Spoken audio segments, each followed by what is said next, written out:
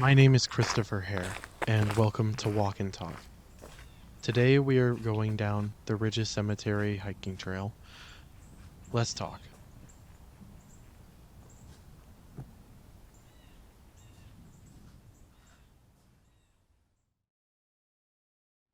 Let's start off with why the trail exists. It has two main purposes.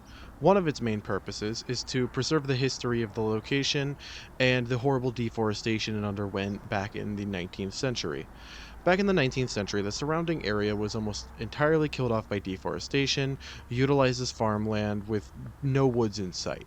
Its ownership was consistently passed around and repurposed several times throughout that time period.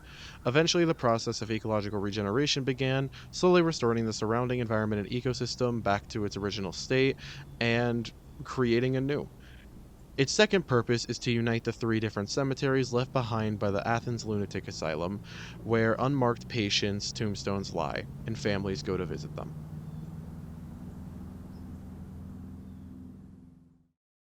To truly understand the main purpose of these cemeteries, one must understand the history of the Athens Lunatic Asylum. It went by several names throughout the 1800s, such as the Athens Hospital for the Insane, the Athens Asylum for the Insane, the Athens State Hospital, the Southeastern Ohio Mental Health Center, and the list just continues on. It was widely known as one of the many sites that used the infamous lobotomy procedure, and commonly spoken about as a haunted site throughout the local community and those who have visited. Paranormal activity is a common buzz that you'll see if you talk to anyone about the Ridges, so feel free to ask. The asylum operated until 1933, shutting down as the government moved away from harsher mental procedures such as electroshock therapy and lobotomies, mental health issues no longer being perceived as an inherent threat to local communities. It's now a multi purpose center.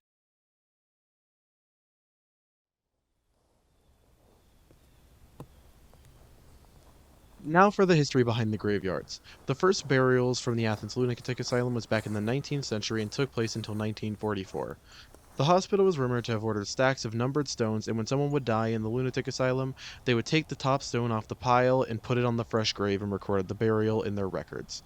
The same procedure was used at other public institutions, such as children's homes and county homes. For some reason, the information as to who was buried with what stone eventually became restricted.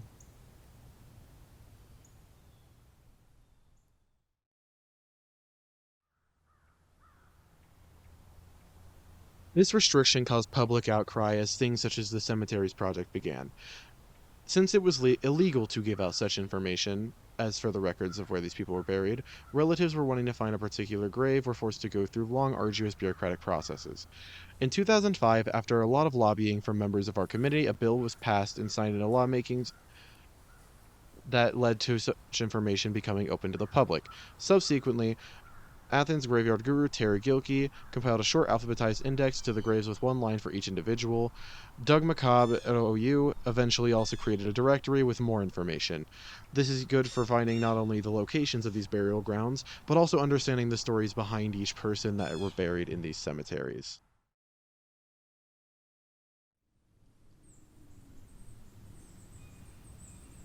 Now that we've talked about its past, let's talk about its future.